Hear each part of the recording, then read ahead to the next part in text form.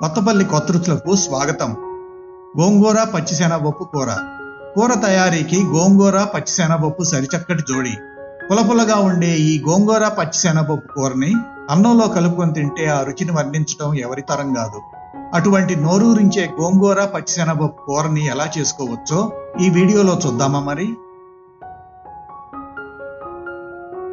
గోంగూర పచ్చిశనగపప్పు కూర తయారీకి కావలసినవి: గోంగూర తరిగి ఉంచుకున్న ఆకు 2 కప్పులు, పచ్చిశనగపప్పు 1/2 కప్పు, ఉల్లిపాయలు 2 మీడియం సైజువి, పచ్చిమిర్చి 4 లేదా 5, ఉప్పు రుచికి సరిపడా, కారం 1 లేదా 1.5 టీ స్పూన్లు, పసుపు చిటికెడు, నూనె 2 గరిటెలు, ఆవాలు 1 టీ స్పూను, జీలకర్ర 1 టీ స్పూను, కరివేపాకు 1 రెమ్మ, కొత్తిమీర 1 చిన్న కట్ట.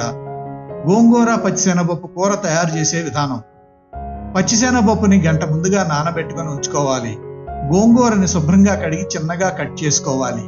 ఉల్లిపాయను కూడా చిన్న ముక్కలుగా తరుక్కోవాలి. పచ్చిమిర్చిని నిలువుగా చిన్న చీలికలుగా కట్ చేసుకోవాలి. ఇప్పుడు పొయ్యి మీద బాణలిని ఉంచి బాణలి వేడెక్కిన తర్వాత అందులో నూనెను పోసి నూనె వేడెక్కిన తర్వాత ఆవాలు జీలకర్రను వేయాలి.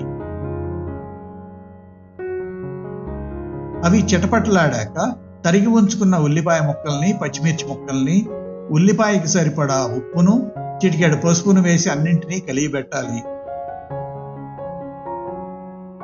వీటిని 2-3 నిమిషాల పాటు వేగనివ్వాలి.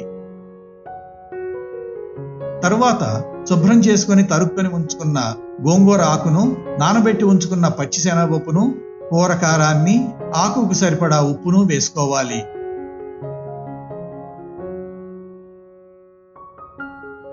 తరువాత ఇవి ఉడకటానికి 3/4 గ్లాసు నీళ్లను పోయాలి. ఇప్పుడు వీటన్నింటినీ కలిగి త్రిప్పి వాటిని 10 నిమిషాల పాటు సన్నటి సెగ మీద బాణలిపై మూత పెట్టకుండా ఉడకనివ్వాలి. తరువాత ఉప్పు కారాలని రుచి చూసుకొని చివరగా కొద్దిగా కరివేపాకుని, కొత్తిమీరను వేసి మరో 5 నిమిషాల పాటు కూర చిక్కబడే వరకు ఉడకనివ్వాలి. అంతే, రుచికరమైన గోంగూర పచ్చిశనగపప్పు కూర తయారు. మా ఈ వీడియో కనుక మీకు నచ్చినట్లయితే మరిన్ని రుచికరమైన వంటకాల కోసం మా ఛానల్కు సబ్స్క్రైబ్ చేయండి. సబ్స్క్రైబ్ బటన్ ప్రక్కనే ఉన్న బెల్ బటన్ని యాక్టివేట్ చేయండి. అంతేకాకుండా ఈ వీడియోకి లైక్ కొట్టి మీకు తెలిసిన వారికి ఈ వీడియోని షేర్ చేయండి.